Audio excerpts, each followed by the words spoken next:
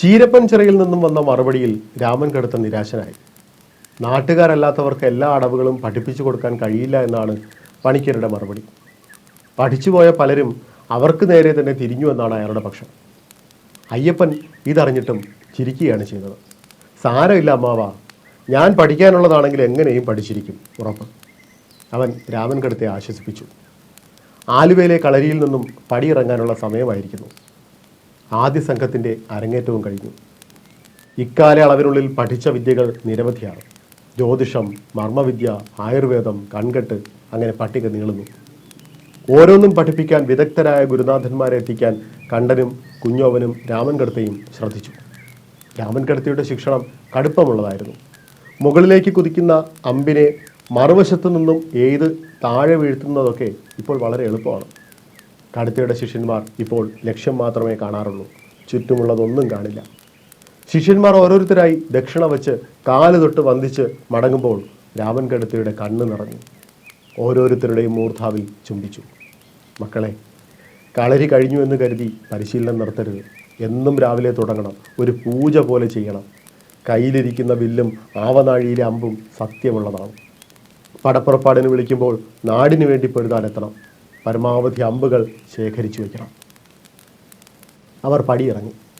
തൻ്റെ ശിഷ്യന്മാർ മിടുക്കന്മാരായി തിരിച്ചു പോകുന്നത് കണ്ടപ്പോൾ രാമൻ കടുത്തയ്ക്ക് വലിയ അഭിമാനം തോന്നി. ഒടുവിൽ കളരിയിൽ അയ്യപ്പനും രാമൻ കടുത്തയും മാത്രമായി. മോനെ, പുതിയ കുട്ടികൾ അടുത്ത ആഴ്ച വരും.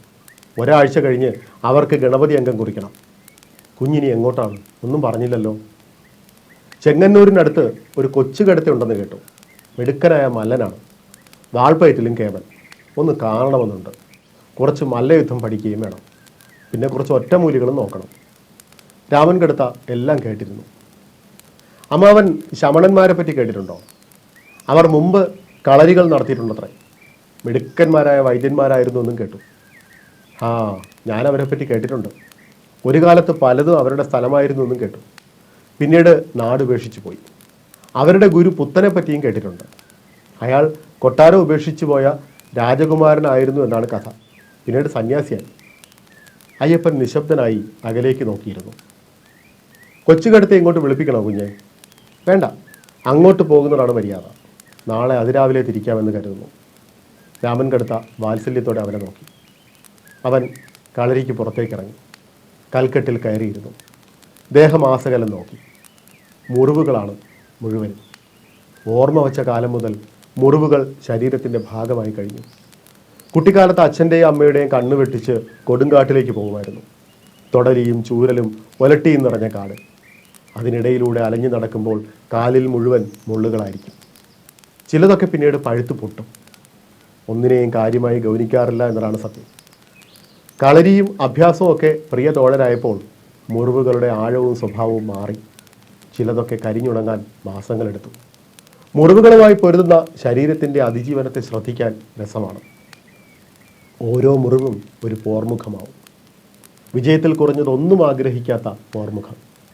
തീരെ നിവൃത്തിയില്ലാത്ത ഘട്ടം വരുമ്പോൾ മാത്രം പരസഹായം വേണ്ടിവരും. വൈദ്യരുടെ ഒറ്റമൂലികൾക്കും ഉഴിച്ചിലിനും പിഴിച്ചിലിനും അടിപ്പെടേണ്ടി വരും. ആ ഒറ്റമൂലികൾ അന്യദേശത്തു നിന്നും സഹായവുമായി എത്തുന്ന പടയാളികളെ പോലെയാണ്. അതിജീവന കലകളുമായി തോളോട് തോൾ ചേർന്ന് പൊരുതും. മുറിവുണങ്ങിയാൽ അവശേഷിക്കുന്നത് ചില അടയാളങ്ങൾ മാത്രമാവും. പോരൊഴിഞ്ഞ പോർമുഖം. അവ അഭംഗിയായി ആദ്യം തോന്നും. പിന്നെ അതും ശരീരഭാഗമാവും.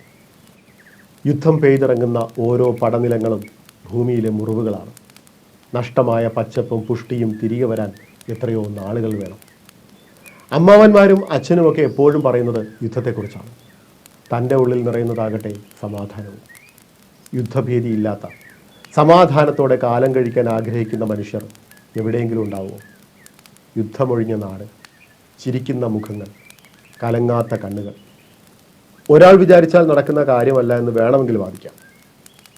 പക്ഷേ ആ ഒരാൾ, പിന്നെ മറ്റൊരാൾ, അങ്ങനെ 10 പേർ, 100 പേർ, 1000, 10,000, സഹസ്ര കോടി മനുഷ്യർ. സകല ചരാചരങ്ങളും ശാന്തി മന്ത്രം ജപിക്കുന്ന നാട്. ഹിംസയില്ലാത്ത, ഭയമില്ലാത്ത നാട്. രാമൻ കടുത്ത അമ്മാവൻ പറയുന്നു, അയ്യപ്പനാണ് ഏക പ്രതീക്ഷയെന്ന്. ചുരം കയറി വരുന്ന പെരുമ്പാറ്റക്കൂട്ടത്തെ ഇത്തിരി പോന്ന താൻ തച്ചു ഓടിക്കും എന്നാണ് എല്ലാവരും കരുതുന്നത്. എത്രയെത്ര മുഖങ്ങളാണ് ചുറ്റും. തന്നെ കാണുമ്പോൾ ചിലരുടെ മുഖത്ത് തെളിയുന്ന പ്രകാശം ഓർത്ത് വല്ലാത്ത വിഷമം തോന്നും. അവരുടെ പ്രതീക്ഷയ്ക്കൊത്തുയരാൻ തനിക്ക് കഴിയണം. അതിനായി ഇനിയും എത്ര ദൂരം താണ്ടണം? ഈ യുദ്ധത്തിൽ ജയിക്കുമെന്ന് ഉറപ്പാണ്. അത് കഴിഞ്ഞാൽ ഓരോ നാട്ടിലെയും സ്വരൂപങ്ങൾ സമാധാനത്തോടെ നാട് വാഴും. പിന്നെ തൻ്റെ ജോലി എന്താണ്? അയ്യപ്പൻ നാട് വാഴുമെന്നാണ് കോർമനപ്പൂപ്പൻ പറഞ്ഞത്. നാട് വാഴാൻ ധാരാളം പേരുള്ളപ്പോൾ താനെന്തിന്? നാട് വാഴുക എന്നാൽ എന്താണ്? നാട്ടുകാരുടെ വ്യവഹാരത്തെയാണോ അതോ അവരുടെ വിചാരത്തെയാണോ വാഴേണ്ടത്? മനസ്സ് വാഴാൻ അധികാരമെന്തിന്? ചെങ്കോലെന്തിന്? മേൽക്കോയ്മയും പരിവാരങ്ങളും എന്തിന്? ചെങ്കോലും കിരീടവും ഉപേക്ഷിച്ച് നാടുവിട്ട ആളാണത്രേ ശമണന്മാരുടെ ഗുരു. ഇന്നും അദ്ദേഹം ഓർക്കപ്പെടുന്നത് എങ്ങനെ? സ്നേഹവും ശാന്തിയും കരുണയും വളർത്തുകയല്ലേ വേണ്ടത്? ഓരോ യുദ്ധത്തിൻ്റെയും ജയം താൽക്കാലികം മാത്രമല്ലേ? അധികാരം നിലനിർത്താൻ, പുതിയത് പിടിച്ചെടുക്കാൻ, കൈവശമാക്കിയതിനെ കൈവിടാതിരിക്കാനുള്ള പരക്കം പാച്ചിൽ.